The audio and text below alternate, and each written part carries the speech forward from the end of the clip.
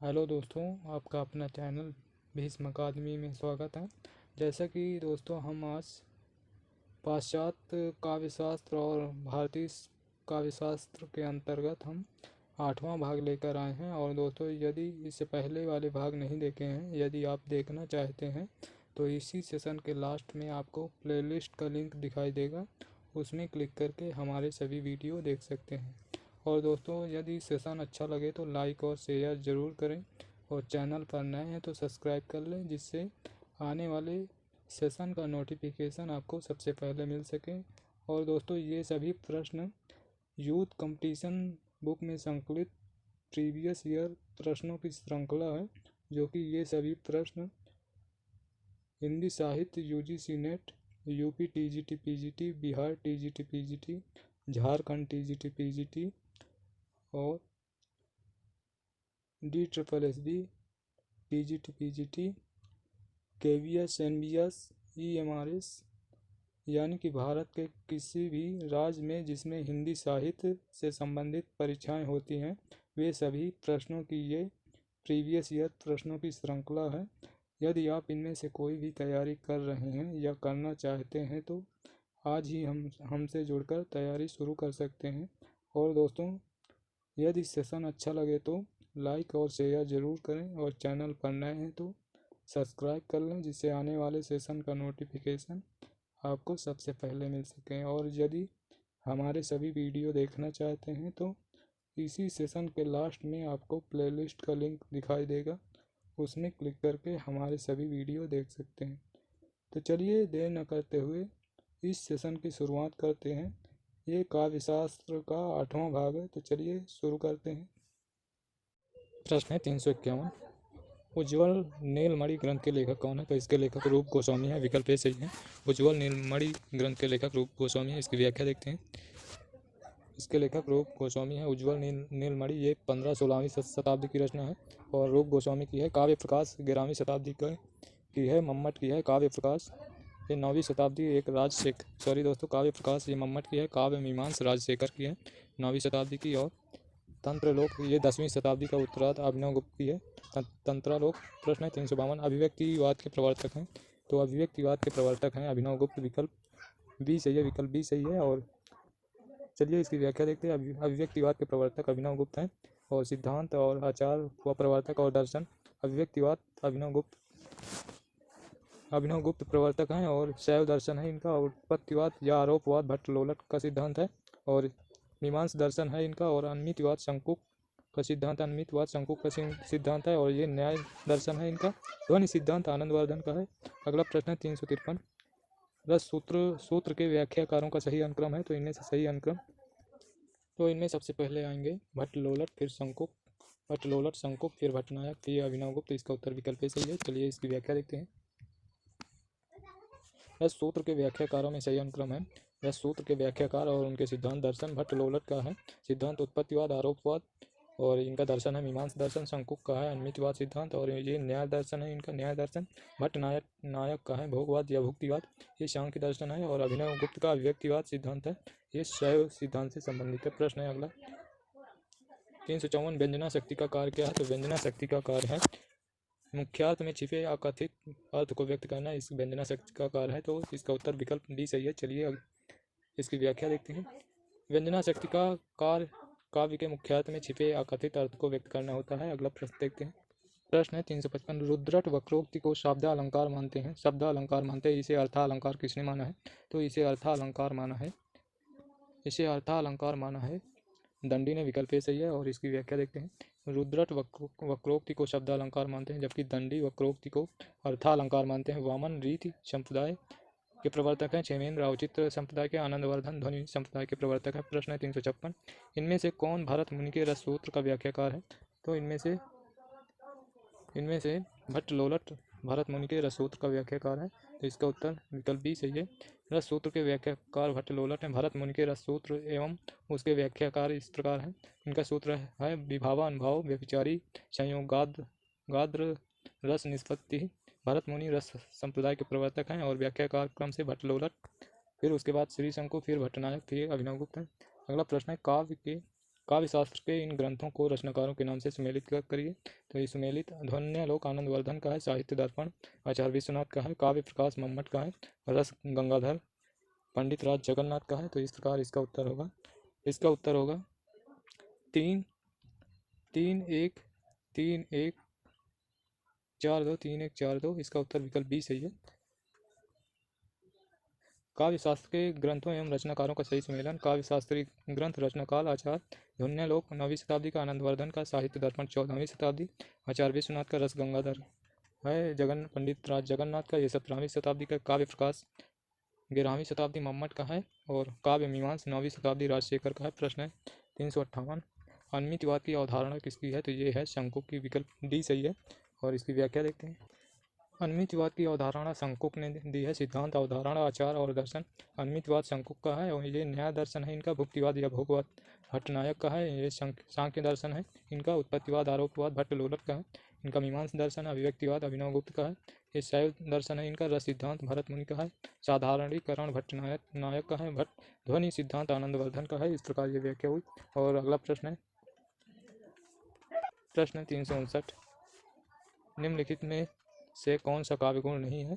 तो इनमें से शक्ति काव्य गुण नहीं है। इसका उत्तर विकल्प सी सही है। और इसकी व्याख्या देखते हैं। शक्ति काव्य गुण नहीं है। भरत मुनि ने काव्य गुणों की संख्या 10 माने हैं, जो निम्न है: श्लेष, प्रसाद, समता, समाधि, माधुर्य, ओज, पद, सुकुमारता, अर्धशक्ति, कांति, उदारता, ये सभी हैं। और अगला प्रश्न है 360, भक्ति को रस रूप में प्रतिष्ठित करने वाले आचार हैं। तो भक्ति को रस रूप में प्रतिष्ठित करने वाले आचार रूप गोस्वामी है, विकल्प डी सही है। और इसकी व्याख्या देखते हैं। भक्ति को रस रूप में प्रतिष्ठित करने वाले आचार रूप गोस्वामी एवं मधुसूदन सरस्वती दोनों हैं, पर रूप गोस्वामी प्रमुख माने जाते हैं। रूप गोस्वामी अपने ग्रंथ हरि भक्ति रसामृत सिंधु में मुख्य और गौण 2 प्रकार के भक्ति रस माने हैं। रूप गोस्वामी के अनुसार भक्ति परम रस रूपा है। और अगला प्रश्न है 361, पाणिनि ने किस ग्रंथ के द्वारा भाषा को एक रूपता देने का प्रयास किया है? तो वो अष्टाध्यायी है, विकल्प बी सही है। और इसकी व्याख्या देखते हैं। पाणिनि का भाषा या ध्वनि को एक रूपता प्रदान करने वाला ग्रंथ अष्टाध्यायी है। ये 7वीं-8वीं शताब्दी ईसा पूर्व का है।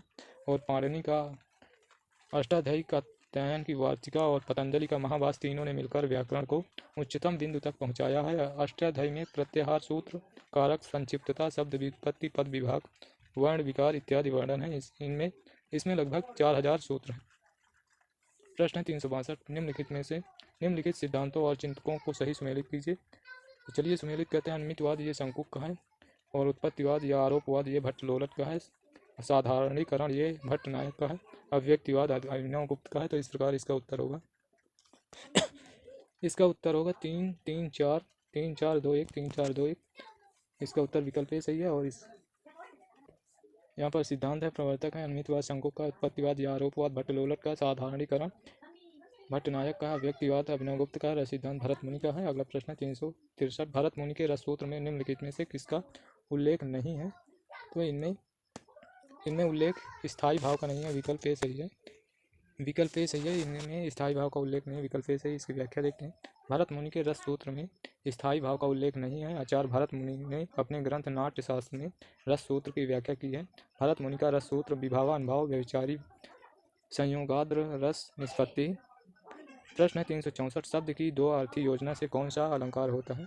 तो वो अलंकार होता है वक्रोक्ति अलंकार है, विकल्प बी सही है। और इसकी व्याख्या देखते हैं। शब्द की 2 अर्थी योजना से वक्रोक्ति अलंकार होता है।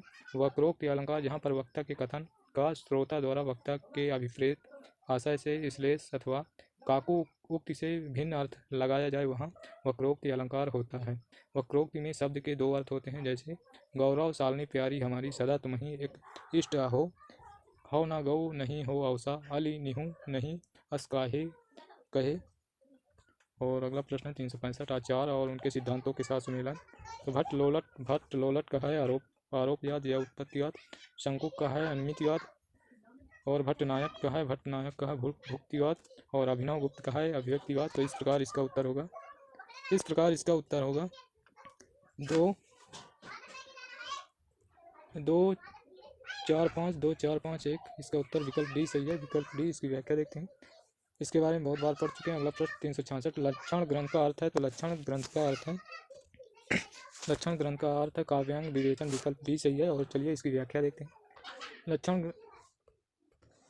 लक्षण ग्रंथ का अर्थ है काव्यांग विवेचन, छंद, अलंकार, नायिका भेद इत्यादि का काव्यगत विवेचन ही लक्षण ग्रंथ है। प्रश्न है 367, इनमें से कौन रस सूत्र का व्याख्याता नहीं है? तो इनमें से वामन रस सूत्र के व्याख्याता नहीं है, ये इनका संप्रदाय रीति संप्रदाय के प्रवर्तक हैं। वामन रस सूत्र के व्याख्याता नहीं है, ये रीति संप्रदाय के प्रवर्तक हैं। जबकि भरत मुनि के रस सूत्र के व्याख्याता 4 नाम आते हैं, जिनमें भट्ट लोलट, शंकुक, भट्टनायक, अभिनव गुप्त हैं। अगला प्रश्न है दी प्रिंसिपल ऑफ लिटरेरी क्रिटिसिज्म किसका ग्रंथ है? तो यह ग्रंथ है आइए रिचर्ड्स का विकल्प पेश है। दी प्रिंसिपल्स ऑफ लिटरेरी क्रिटिसिज्म 1924 ईस्वी का, प्रैक्टिकल क्रिटिसिज्म 1929 का है, साइंस एंड पोइट्री 1926 ईस्वी का है, दी फिलॉसफी ऑफ रेटोरिक 1936 का है। आदि आइए रिचर्ड्स इनका जीवन काल है 1893 से 1979 की ये सभी रचनाएं हैं। इनमें एस्थेटिक 1902 ईस्वी की क्रोचे की रचना है, एस्थेटिक 1902 की क्रोचे की रचना है। जबकि culture and anarchy 1869, literature and drama 1873, essays on church and state, the function of criticism at the project time 1877 आदि ये मैथ्यू अर्नाल्ड की रचनाएं हैं। अगला प्रश्न है 369, निम्नलिखित आचार्यों का सही अनुक्रम क्या है? तो इनमें सही अनुक्रम है भरत मुनि, भामा और फिर अभिनव गुप्त, फिर विश्वनाथ। इसका उत्तर विकल्प सी सही है। और इसकी व्याख्या देखते हैं। आचार्य और जीवन काल उनका और प्रमुख रचना आचार्यों की, भरत मुनि इनका समय है 2वीं शताब्दी और भरत मुनि की प्रमुख रचना नाट्यशास्त्र है। भामा इनका समय है 6वीं शताब्दी और इनका काव्य रचना है काव्यालंकार। अभिनव गुप्त इनका समय है 10वीं शताब्दी का उत्तरार्ध, इनकी रचना है ध्वन्यालोक लोचन। और विश्वनाथ इनका समय है 14वीं शताब्दी, इनकी रचना साहित्य दर्पण है। प्रश्न है 370, भरत मुनि के अनुसार काव्य में कुल कितने गुण होते हैं? तो भरत मुनि के अनुसार काव्य में गुण 10 होते हैं। इसका उत्तर विकल्प ए सही है। इसकी व्याख्या देखते हैं। भरत मुनि ने गुणों की संख्या 10 मानी है। श्लेष, प्रसाद, समता, समाधि, माधुर्य, ओज, पद, सौकुमार, अर्थशक्ति, उदारता, कांति आदि ये 10 गुण भरत मुनि ने माने हैं।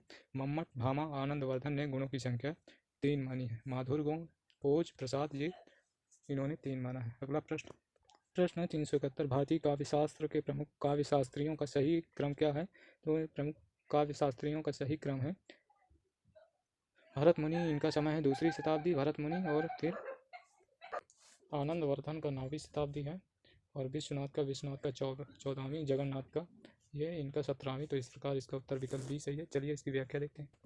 काव्यशास्त्रियों का जीवन क्रम के अनुसार सही अनुक्रम है भरत मुनि 2वीं शताब्दी 2वीं सदी, और आनंदवर्धन 9वीं सदी, विश्वनाथ का 14वीं सदी, जगन्नाथ का 17वीं। प्रश्न है 372, निम्नलिखित सिद्धांतों को उनके विचारकों के साथ सम्मिलित कीजिए। तो अभिव्यंजनावाद ये है क्रोचे का, और अभिजात्यवाद ये टी.एस. एलियट का है। अस्तित्ववाद सार्त्र का है, सार्त्र का विखंडनवाद ये जाक देरिडा का। तो इस प्रकार इसका उत्तर होगा 4 4 4 1 2 3 4 1 2 3 4 1 2 3 4 1 2 3, यानी कि इसका उत्तर विकल्प डी सही है। तो इसकी व्याख्या देखते हैं। दिए गए सिद्धांतों को उनके विचारों के साथ सुमेला। सिद्धांत है, विचारक है, और उनका जीवन काल। अभिव्यंजनावाद का क्रोचे है, ये क्रोचे का सिद्धांत है। अभिजातवाद सिद्धांत है टी.एस. एलियट का, और इनका समय है 1888 से 1965। ये अमेरिका के निवासी थे। अस्तित्ववाद सिद्धांत सार्त्र का है, और विखंडनवाद जाक देरिडा का है। इनका समय है 1930 से 2004। ये अल्जीरिया के निवासी हैं। अभिजातवाद मैथ्यू अर्नाल्ड का है। और अगला प्रश्न है 373, काल के अनुसार निम्नलिखित आचार्यों का सही अनुक्रम क्या है? तो सही अनुक्रम है भामा है, इनका समय 6वीं शताब्दी, दंडी का है 7वीं, और आनंदवर्धन का है 9वीं शताब्दी, और अभिनव गुप्त का है 10वीं शताब्दी। तो इस प्रकार इसका उत्तर विकल्प ए सही है।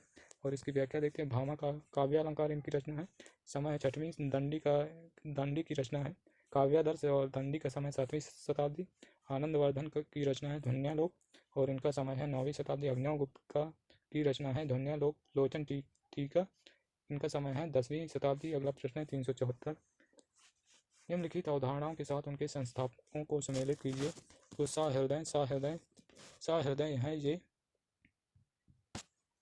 आनंदवर्धन का, और साधारणीकरण ये भट्टनायक का है, और मधुमती भूमिका ये केशव प्रसाद मिश्र की, और अर्थ की लय ये जगदीश गुप्त की है। तो इस प्रकार इसका उत्तर होगा 2 1 2 1 4 3 2 1 4 3 2 1 4 3, इसका 2 1 4-3 विकल्प सी सही है, विकल्प सी सही है।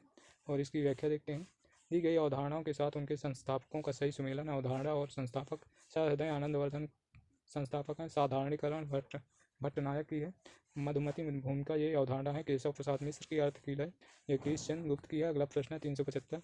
वक्रोक्ति संप्रदाय के विरोधी आचार हैं। तो वक्रोक्ति संप्रदाय के विरोधी आचार ये आचार्य विश्वनाथ हैं। विकल्प भी सही है, विकल्प भी सही। इसकी व्याख्या देखते हैं। वक्रोक्ति संप्रदाय के विरोधी आचार्य विश्वनाथ हैं, जबकि वक्रोक्ति संप्रदाय के प्रतिष्ठापक आचार्य कुंतक हैं। और इसका सर्वप्रथम शास्त्रीय विवेचन भामा ने किया। अगला प्रश्न है 376। काव्य हेतुओं में व्युत्पत्ति का सही अर्थ है। तो काव्य हेतुओं में व्युत्पत्ति का सही अर्थ है शब्द ज्ञान, विकल्प भी सही है। और इसकी व्याख्या देखते हैं। काव्य हेतुओं में व्युत्पत्ति का सही अर्थ है शब्द ज्ञान। काव्य हेतुओं में मुख्यतः 3 प्रकार के अर्थ माने जाते हैं। एक प्रतिभा है पहला, दूसरा व्युत्पत्ति है, तीसरा अभ्यास। प्रश्न 377। वैदग्ध भंगी भणिति किसका सूत्र है। वैदग्धा भंगी भणिति ये सूत्र किसका है। तो यह सूत्र है कुंतक का, आचार्य कुंतक का। विकल्प ए सही है, विकल्प ए सही है। और इसकी व्याख्या देखते हैं। वैदग्धा भंगी भणिति ये कुंतक का सूत्र है। और दूसरा है अदोषम निर्दोषम गुणवत्या का गुणवत्त काव्यम अलंकार अलंकृतम भोजराज का है। और इसके बाद तस् कवये परम स्मृतम काव्यम ये राजशेखर का सूत्र है। और अगला है रमणीयात प्रतिपादका शब्द काव्यम ये जगन्नाथ का है। अगला प्रश्न है 378। रस गंगाधर में पंडित राज जगन्नाथ ने किस बादशाह की प्रशंसा की है। तो इसमें जगन्नाथ ने शाहजहाँ की प्रशंसा की है। विकल्प ए सही है, विकल्प ए सही है। और अगला इसकी व्याख्या देखते हैं। पंडित राज जगन्नाथ ने शाहजहाँ के समकालीन थे तथा इन्हीं के दरबार में रहते थे। इन्हें पंडित राज की उपाधि शाहजहाँ ने ही दी थी। रस गंगाधर में पंडित राज ने अपने आश्रयदाता शाहजहाँ की प्रशंसा की थी। प्रश्न 379। काव्य अलंकार किसकी रचना है। तो काव्य अलंकार ये भामा की रचना है। विकल्प ए सही है। और इसकी व्याख्या देखते हैं। इस प्रश्न की व्याख्या। काव्य अलंकार भामा की रचना। काव्य अलंकार रचना ये भामा की है। इनका भामा का समय 6वीं शताब्दी के मध्य। काव्य मीमांसा राजशेखर का है। और राजशेखर का समय है 9वीं शताब्दी का उत्तरार्ध। काव्यादर्श दंडी का है। और दंडी का समय है 7वीं शती उत्तरार्ध। श्रृंगार तिलक है रुद्र भट्ट का। और रुद्र भट्ट का समय है 10वीं शताब्दी शती। प्रश्न 380। नाटक को पंचम वेद किसने कहा है।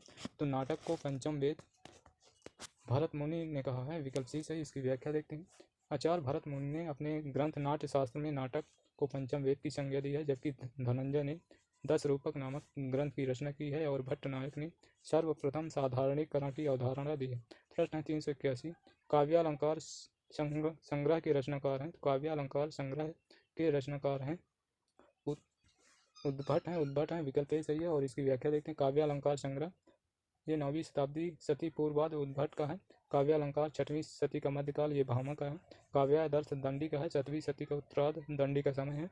काव्यालंकार सूत्र व्रत ये 8वीं-9वीं शती का है, वामन का है। प्रश्न 382। आचार्य कुंतक काव्य शास्त्र में किस संप्रदाय के प्रवर्तक माने जाते हैं। तो कुंतक वक्रोक्ति संप्रदाय के प्रवर्तक हैं। रीति संप्रदाय के वामन है। ध्वनि संप्रदाय के आनंदवर्धन है। और चित्त संप्रदाय के प्रवर्तक क्षेमेंद्र हैं। तो इस प्रकार ये सभी हैं। और अगला प्रश्न है 383। एकांकी में अनविति अथवा संकलन त्रय के अंतर्गत काल स्थान के साथ किसके निर्वाह की गणना की जाती है। तो इसमें कार की गणना की जाती है। विकल्प भी सही है। और इसकी व्याख्या देखते हैं। भरत मुनि के अनुसार नाट्य शास्त्र में संकलन त्रय का उल्लेख इस प्रकार है। इसके अंतर्गत काल स्थान और कार या वस्तु की गणना की जाती है, जबकि बीज बिंदु तथा का प्रकरी कार के ये 5 अर्थ प्रकृतियाँ हैं। और प्रश्न है 384। शब्द में जहाँ मूल अर्थ नहीं बल्कि उसका व्यंग्यार्थ अभिप्रेत है वहाँ कौन सी शब्द शक्ति होती है। तो वहाँ शब्द शक्ति व्यंजना होती है। विकल्प सी सही है। और इसकी व्याख्या देखते हैं। शब्द में जहाँ मूल अर्थ नहीं बल्कि उसका व्यंग्यार्थ अभिप्रेत हो वहाँ व्यंजना शब्द शक्ति होती है। विशेषता और शब्द शक्ति। शब्द में जहाँ मूल अर्थ अथवा मूल अर्थ या व्यंग्यार्थ होता है अविधा शक्ति वाचक है।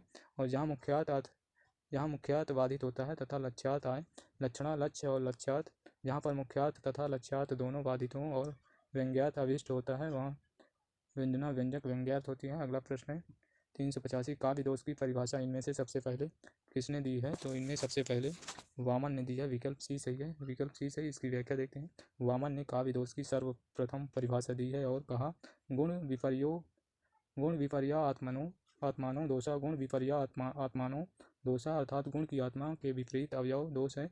इन्होंने दोषों की संख्या 20 मानी। वामन ने दोषों की संख्या 20 मानी है। 10 शब्द दोष हैं और 10 अर्थ दोष हैं। 10 शब्द दोष हैं, 10 अर्थ दोष हैं। दंडी गुण को रीत का नियामक सिद्ध करने वाले प्रथम आचार्य हैं। इन्होंने दंडी ने काव्य में कटु वचन को दोष माना है। भामा ने कवित्व को साक्षात अमृत माना है। आनंदवर्धन ने रस के साथ औचित्य का संबंध स्थापित करने वाले प्रथम आचार्य आनंदवर्धन है। हेता को काव्य में जोड़ने की चेष्टा की है। प्रश्न 386 रस निष्पत्ति के संदर्भ में भुक्तिवाद किस आचार्य का मत है? तो भुक्तिवाद ये भट्टनायक का है। विकल्प सी सही है। रस निष्पत्ति के संदर्भ में भुक्तिवाद भट्टनायक का मत है। आचार्य और उनका समय और उनका वाद सिद्धांत और उनका दर्शन।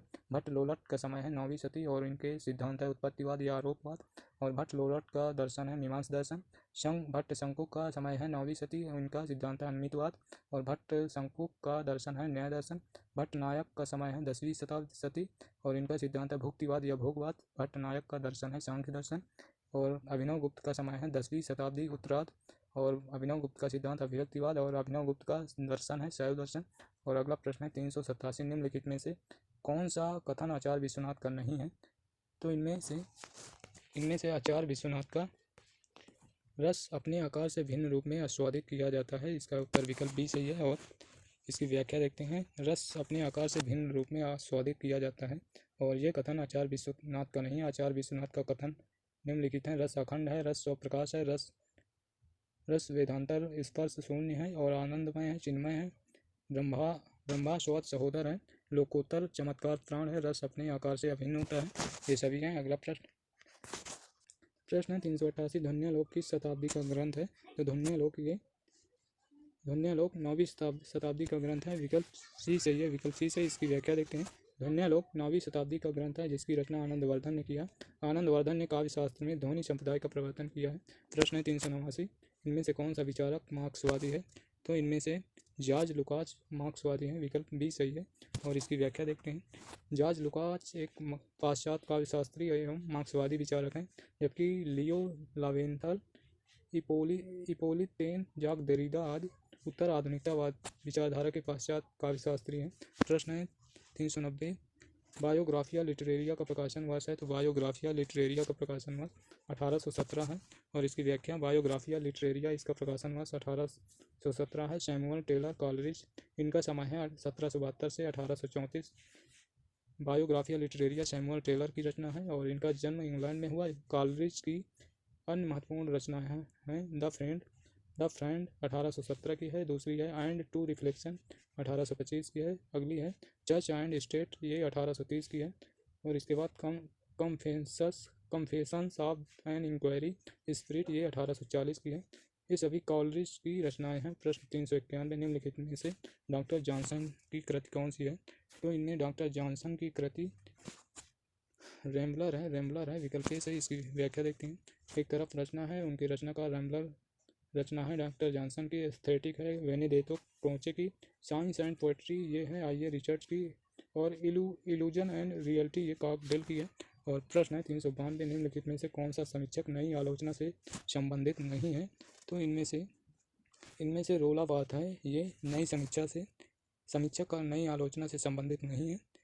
रोलावात नई आलोचना से संबंधित नहीं है, बल्कि यह उत्तर संरचनावाद अवधारणा से संबंधित है। जबकि स्पिनगार और क्लिंथ ब्रुक्स तथा जॉन क्रो रैनसम आलोचक नई आलोचना से संबंधित हैं। प्रश्न 393 महिम भट्ट द्वारा प्रतिपादित सिद्धांत है।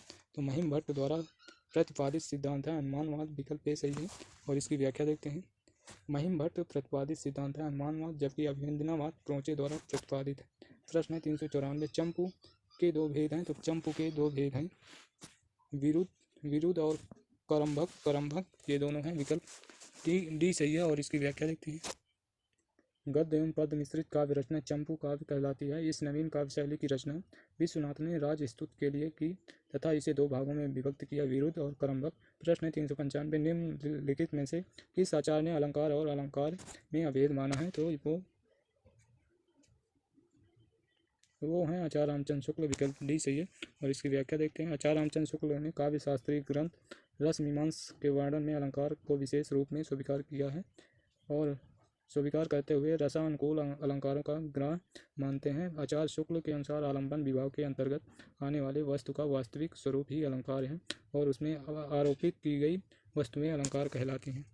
अगला प्रश्न है 396, काव्य संप्रदायों का सही विकास क्रम है। तो सबसे पहले आएगा रस, रस फिर अलंकार, रस अलंकार फिर रीत फिर वक्रोक्त फिर ध्वनि फिर औचित्य। इसका विकल्प बी सही है। और इसकी व्याख्या देख लेते हैं। भारतीय काव्यशास्त्र के काव्य संप्रदायों के विकास का क्रम इस प्रकार है: रस संप्रदाय, अलंकार, रीत, वक्रोक्ति, ध्वनि, औचित्य। इस प्रकार ये सभी हैं और इनके बारे में हम पहले भी पढ़ चुके हैं। प्रश्न है 397, काव्य के अर्थ वैज्ञानिक विवेचन का शुभारंभ किसने किया है? तो ये शुभारंभ किया है वामन ने। आचार्य वामन ने, ये रीत संप्रदाय के प्रवर्तक हैं। और अगला प्रश्न है वामन द्वारा रचित ग्रंथ है काव्य, अलंकार, सूत्र और वामन रीत संप्रदाय के प्रवर्तक हैं। अगला प्रश्न है 398, रस को नाट्य तक सीमित रखने का सर्वप्रथम विरोध किसने किया? तो सर्वप्रथम विरोध किया अभिनव गुप्त ने। विकल्प डी सही है। और इसकी व्याख्या देखते हैं। अभिनव गुप्त ने रस को नाट्य तक सीमित रखने का विरोध करते हुए रस को व्यंजना का व्यापार कहा। और अभिनव गुप्त के अनुसार रस नाटक या काव्य रचना का तत्व या अंग नहीं है, अपितु वो संपूर्ण रचना में व्याप्त रहने वाला तत्व है। अभिनव गुप्त के अनुसार जिस प्रकार जगत शिव की इच्छा शक्ति की अभिव्यक्ति है, उसी प्रकार प्रेक्षक के मन में वासना रूप में अव्यवस्थित स्थायी भाव की निर्विघ्न अभिव्यक्ति रस है। प्रश्न 399, विश्वनाथ के अतिरिक्त किस आचार्य ने साहित्य शब्द को अपने ग्रंथ नाम में प्रयुक्त किया है? वो हैं रुइयक ने। विकल्प सी सही है। इसकी व्याख्या देखते हैं। विश्वनाथ के अतिरिक्त रुइयक ने साहित्य शब्द को अपने ग्रंथ नाम में प्रयुक्त किया। इनका समय 12वीं सदी है और इनका प्रसिद्ध ग्रंथ है अलंकार सर्वस्व साहित्य मीमांस। अगला प्रश्न है समास की अधिकता ओज कहलाती है और ओजस समास भू स्तोम, यह किसका कथन है? तो यह कथन है आचार्य वामन का। विकल्प बी सही है। और इसकी व्याख्या देखते हैं। आचार्य वामन के अनुसार ओजस समास भूयत स्तोम अर्थात समास की अधिकता को ओज कहा जाता है। प्रश्न 401, कशिका है। तो कशिका है पाणिनिकृत अष्टाध्यायी की टीका। विकल्प सी सही है। कशिका पाणिनिकृत अष्टाध्यायी की टीका है। कशिका अष्टाध्यायी पर जयादित्य एवं वामन द्वारा लिखी गई एक टीका है। 8 अध्यायों में लिखी गई इस टीका के प्रारंभिक 5 अध्याय जयादित्य तथा अंतिम 3 अध्याय वामन द्वारा विरचित हैं। अगला प्रश्न है 402, वक्रोक्ति काव्य जीवितम कहकर वक्रोक्ति को ही काव्य की आत्मा स्वीकार करने वाले आचार्य हैं। तो वो हैं कुंतक। विकल्प सी सही है। आचार्य कुंतक ने वक्रोक्ति काव्य जीवितम कहकर वक्रोक्ति को काव्य की आत्मा कहा है और आचार्य कुंतक वक्रोक्ति संप्रदाय के प्रवर्तक हैं। आचार्य दंडी मम्मट तथा विश्वनाथ अलंकारवादी आचार्य हैं। भारतीय काव्यशास्त्र में रस सिद्धांत के प्रवर्तक आचार्य भरत मुनि हैं। अलंकार संप्रदाय के प्रवर्तक भामा हैं और रीति संप्रदाय के प्रवर्तक वामन हैं। ध्वनि संप्रदाय के प्रवर्तक आचार्य आनंदवर्धन है तथा औचित्य संप्रदाय के प्रवर्तक क्षेमेंद्र हैं। और अगला प्रश्न है इनमें 403, इनमें से आचार्य मम्मट की रचना है। तो आचार्य मम्मट की रचना काव्य प्रकाश है। विकल्प डी सही है। इसका उत्तर विकल्प डी सही है। और यहाँ पर काव्य प्रकाश आचार्य मम्मट की रचना है और ग्रंथकार नाट्यशास्त्र भरत मुनि का है। व्यक्ति विवेक महिम भट्ट का है। काव्य अलंकार आचार्य भामा एवं रुद्रट का है। प्रश्न 404, अलंकार संप्रदाय के प्रवर्तक हैं। तो अलंकार संप्रदाय के प्रवर्तक भामा है। विकल्प डी सही है। प्रश्न 405, सुख दुखात्म कोरसा कहने वाले आचार्य हैं। तो यह आचार्य हैं रामचंद्र गुरचंद। विकल्प बी सही है। इसका उत्तर विकल्प बी सही। चलिए इसकी व्याख्या देखते हैं। सुख दुखात्म कोरसा कहने वाले आचार्य रामचंद्र गुरचंद्र हैं। इनकी प्रमुख रचना है नाट्य दर्पण। प्रश्न 406, निम्नलिखित में से कौन संस्कृत समीक्षा पद्धति से संबंधित नहीं है? तो इनमें से शैली विज्ञान ये संस्कृत समीक्षा से संबंधित नहीं। इसका उत्तर विकल्प डी सही है। और इसकी व्याख्या देखते हैं। शैलीगत समीक्षा संस्कृत पद्धति से संबंधित नहीं है। शैली विज्ञान के अध्ययन की मुख्यतः 2 दिशाएं प्रचलित हैं। एक साहित्य शास्त्र के आधार पर, दूसरी है भाषा विज्ञान के आधार पर। अगला प्रश्न है 407, कंकड़ कोणित रणित नुपुर थे, हिलते थे छाती पर हार, मुखरित था कलरव गीतों में, स्वर लय का होता है अभिसार, बिछुड़े तेरे सब आलिंगन, पुलक स्पर्श का पता नहीं, मधुमय चुंबन कातर ताए, आज नमक को सता रही। उपर्युक्त काव्य पंक्तियों में कौन सा काव्य दोष लक्षित हो रहा है? तो इनमें काव्य दोष लक्षित हो रहा है च्युत संस्कृति दोष। इसका उत्तर विकल्प डी सही है। और इसकी व्याख्या देखते हैं। प्रश्नगत पंक्तियों में च्युत संस्कृति दोष लक्षित होता है जो सर्वदा रस के अपकर्षक होते हैं। व्याकरणात्मक दृष्टि से अशुद्ध पदों का प्रयोग च्युत संस्कृति दोष कहलाता है। च्युत संस्कृति दोष काव्य के नित्य दोष माने गए हैं। प्रश्न है 408, काव्यादर्श के रचनाकार निम्नलिखित में से कौन है? क्या काव्यादर्श और 10 कुमार चरितम ये दंडी के हैं। विकल्प डी सही है। और इसकी व्याख्या देखते हैं। महाकवि दंडी की रचना काव्यादर्श है।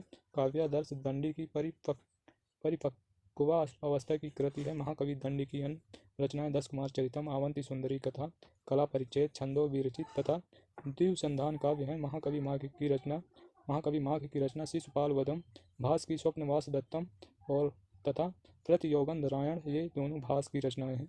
और भवभूति की रचनाएं उत्तर रामचरितम ये सभी हैं। अगला प्रश्न है 409, सत्यार्थे पृथगर्थया स्वर व्यंजन सहते क्रमेण तनैव वृत्तियम कम विनिगद्यते यम की यह परिभाषा किस आचार्य ने दी है? तो यह परिभाषा विश्वनाथ ने दी है। विकल्प बी सही है। और इसकी व्याख्या यम की यह परिभाषा साहित्य दर्पण के रचयिता आचार्य विश्वनाथ ने दी है। और जबकि मम्मट की अलंकार विषयक परिभाषा तद्दवसो शब्दार्थो सगुणावन अलंकृति पुनः कौपी तथा राजशेखर की अलंकार विषयक परिभाषा है गुणवद अलंकृत्य वाक्यमेव काव्यम, ये राजशेखर की है। अगला प्रश्न है 410, त्रितयमिदं व्याप्रियते शक्तिर्व्युत्पत्तिरभ्यास, यह कथन किस आचार्य का है? तो यह कथन है रुद्रट का। विकल्प बी सही है। और इसकी व्याख्या देखते हैं। त्रितयमिदं व्याप्रियते शक्तिर्व्युत्पत्तिरभ्यासा, यह कथन आचार्य रुद्रट का है। रुद्रट कश्मीर के निवासी थे तथा इनका समय 9वीं शताब्दी सदी का पूर्वार्ध स्वीकार किया जाता है। रुद्रट के ग्रंथ का नाम काव्यालंकार है, जिसमें 16 अध्याय 734 श्लोक हैं। आचार्य मम्मट का ग्रंथ काव्य प्रकाश है।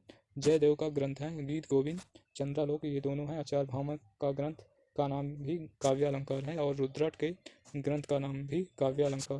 प्रश्न है 411, षट्टक है यह एक प्रकार का नाटक है। विकल्प सी सही है। ये षट्टक एक प्रकार का नाटक है, एक प्रकार का नाटक रूपक होता है। षट्टक की भाषा प्राकृत होती है, अन्य बातों में यह नाटिका के तुल्य होता है। नाट्य शास्त्रीय ग्रंथों में 18 प्रकार के उपरूपक बताए गए, उनमें षट्टक रचना कर्पूर मंजरी प्राकृत अध्ययन की दृष्टि से महत्वपूर्ण है। प्रश्न है 412, रस अपकर्षका दोषा उक्ति किस आचार्य की है? तो ये विश्वनाथ की है। विकल्प बी सही है। और इसकी व्याख्या देखते हैं। रस अपकर्षका दोषा उक्ति आचार्य विश्वनाथ की यह परिभाषा उनके प्रसिद्ध ग्रंथ दर्पण में उल्लिखित है। इस उक्ति का आशय यह है कि दोष रसापकर्षक होते हैं, वे रस सप्रीति के बाधक बनकर काव्य के अखाद्य को शिथिल, दोषयुक्त एवं विनष्ट कर देते हैं। जबकि मम्मट ने मुख्य अर्थ के विधातक या अपकर्षक को दोष कहा है। मुख्यार्थ हतिर दोषो रसच्च मुख्यस्थ दाश्रय दाच्या ये दोष है। अगला प्रश्न है 413, कीरति भनीति भूति भली सोई सुरसरि सम सब कह हित होई, उपर्युक्त पंक्तियां तुलसीदास ने किस काव्य प्रयोजन को महत्व दिया है? तो इनमें महत्व दिया है लोक मंगल की। विकल्प सी सही है। और इसकी व्याख्या देखते हैं। कीरत भनीति भूति भली सोई सुरसरि सम सब कहाँ हित होई, यह सगुण भक्ति शाखा के आदुति संत तुलसीदास की पंक्तियां हैं। इसमें इन्होंने लोक मंगल की भावना की है। सबके हित तथा प्राणी मात्र की भलाई की कामना करके तुलसीदास ने लोक मंगल काव्य का प्रयोजन को महत्व दिया। प्रश्न 414, निम्नलिखित में से कौन सा वक्रोक्ति का भेद नहीं है? तो इनमें से वक्रोक्ति का भेद उक्त विन्यास वक्रता, ये वक्रोक्ति का भेद नहीं है। विकल्प सही है। और इसकी व्याख्या देखते हैं। उक्त विन्यास वक्रता वक्रोक्ति का भेद नहीं है।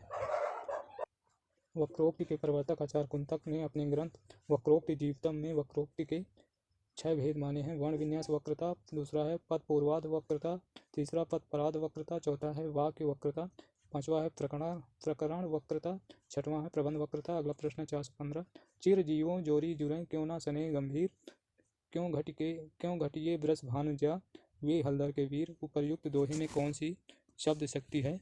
तो इस दोहे में व्यंजना शब्द शक्ति है। विकल्प सी सही है।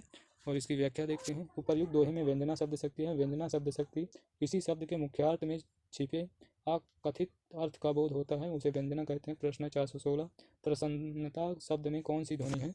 तो इसमें ध्वनि है युग्मक ध्वनि। विकल्प सी सही है। प्रसन्नता में युग्मक ध्वनि है। प्रसन्नता शब्द युग्मक ध्वनि है। यह ध्वनि वहाँ होती है जहाँ किसी शब्द में एक ध्वनि वर्ण का द्वित्व होता है, जैसे प्रसन्नता, अक्षुण्ण, उत्फुल्ल, दिक्कत आदि शब्दों में 2 ध्वनियों का दर्शन हो रहा है, अतः ये सभी ध्वनियाँ युग्मक ध्वनियाँ हैं। प्रश्न 417 सिंधु सेज पर धरा वधु अब तनिक संकुचित बैठी सी, इस अवतरण में कौन सी शब्द शक्ति है? तो इसमें व्यंजना शब्द शक्ति है, विकल्प बी सही है। और अगला प्रश्न देखते हैं। प्रश्न है 418 बांधा था विधु को किसने इन काली जंजीरों से, प्रसाद की इस पंक्ति का अर्थ किस शब्द शक्ति ग्रहण करता है? तो इसमें भी व्यंजना शब्द शक्ति इसमें लक्षणा शब्द शक्ति ग्रहण करता है। इसका उत्तर विकल्प बी सही है। और इसकी व्याख्या देखते हैं। प्रस्तुत पंक्ति में लक्षणा शब्द शक्ति है। संप्रति निर्दिष्ट पंक्ति में चंद्र तथा मुख्य केश के वेणी एवं जंजीर के बीच एक साम्यता प्रतीत होती है। इन शब्दों को यहाँ पर इसलिए पिरोहित किया गया है ताकि वेणियों मंडित मुख के सौंदर्य की अद्वितीयता चित्रित की जा सके। प्रश्न 419 बनन में बागन में बगरो बसंत है, पद्माकर की इस पंक्ति का अर्थ शब्द की किस शब्द शक्ति से ग्रहण किया जा सकेगा? तो इसमें ग्रहण किया जा सकेगा वो है लक्षणा, इस विकल्प बी सही है। और इसकी व्याख्या देखते हैं। पंक्ति का अर्थ लक्षणा से ग्रहण किया जा सकेगा। प्रस्तुत पंक्ति में पद्माकर द्वारा वसंत ऋतु का वर्णन किया गया है, वे लाक्षणिक शब्दों के प्रयोग में सिद्धहस्त है। अगला प्रश्न है आधा पात बबूल का तामे तनिक पिसान, लाला जी करने लगे छठे क्षमा से दान, उपर्युक्त दोहे में कौन सा रस है? तो इसमें हास्य रस है, विकल्प डी सही है। और इसकी व्याख्या देखते हैं। इसमें हास्य रस है किसी वस्तु या व्यक्ति विचित्र आकार, असंगत वेशभूषा, बातचीत, चेष्टाएं, ऊट पटांग हरकतों को देखकर जो विनोद भाव उत्पन्न होता है उसे हास्य रस कहते हैं। और अगला है प्रश्न आचार्य भरत ने किस रस को नाट्य प्रयोग में स्वीकार नहीं किया है? तो वह रस है शांत रस, विकल्प ए सही है। और इसकी व्याख्या देखते हैं। आचार्य भरत ने शांत रस को नाट्य प्रयोग में स्वीकार नहीं किया है। जहाँ तक नाट्य प्रयोज रसों का प्रश्न है वे हैं श्रृंगार, करुण, रौद्र, वीर, भयानक, हास्य, विभत्स, अद्भुत आदि। अगला प्रश्न है मनहु उमगी अंग अंग छवि छलकै, तुलसी की इस पंक्ति में कौन सी शब्द शक्ति है? तो इस पंक्ति में व्यंजना शब्द शक्ति है, विकल्प सी सही है। और इसकी व्याख्या देखते हैं। मनहु उमंगी अंग अंग छवि छलकै, इसमें उत्प्रेक्षा अलंकार के कारण व्यंजना शब्द शक्ति है, अतः इसे अलंकार व्यंजना भी कह सकते।